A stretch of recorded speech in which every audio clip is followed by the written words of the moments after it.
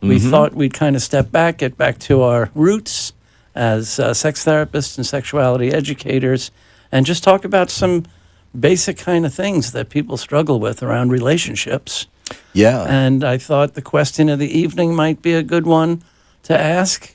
What kills the sexy?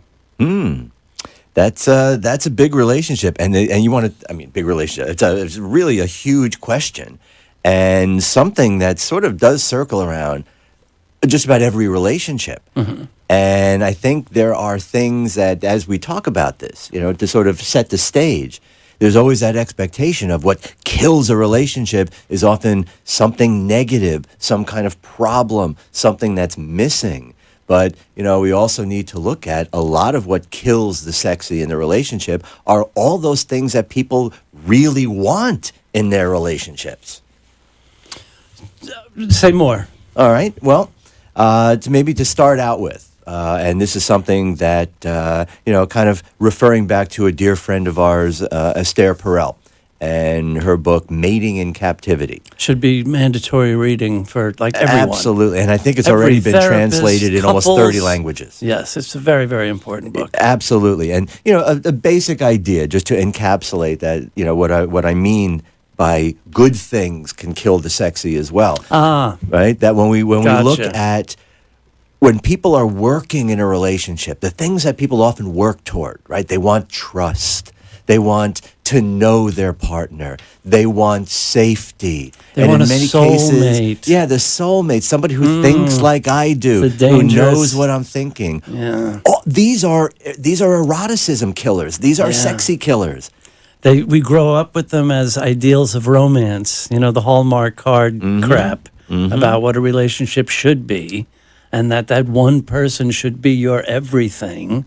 Right. And that right there could be the pressure that kills relationships. Right. Right? Or kills the sexy in relationships. Well, sure, but even before going on to that pressure, to staying on where it doesn't feel like pressure, where it feels easy, it feels relaxed. It's that kind of comfort in the relationship. And as much as we really want comfort in a relationship, we want safety in a relationship, but we've got to understand that there's a way that will kill the sexy.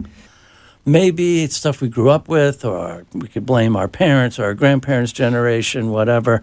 But I think there's an overall sense that relationships are supposed to follow a general trajectory that starts with a really intense honeymoon phase and then settles into a more familiar comfort, and then things get a little bit routine, right? Now, left on its own momentum or lack of momentum, routine tends to become obligatory. Right? Like with Saturday night, babe, you know what that means. After a while, obligatory sex is never, enthusiastic, or it stops being enthusiastic. Right? And invariably, obligatory sex will become perfunctory sex, right? One wants it more than the other, and the other's like, okay, fine, just get it over with, right? And it's almost a guarantee at that point. Perfunctory sex will breed resentment. Sure. And once there's anger and resentment, now you don't want to have sex with that person anymore. Right. Now the sexy is begun to be killed. Right.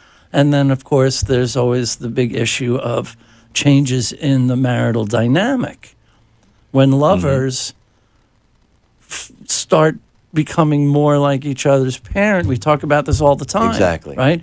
We're wired. We're not supposed to be turned on by mommy or daddy. That's a natural incest kind of prohibition. So if our lover is now acting more like an angry, critical parent, we can't be surprised when the libido is gone.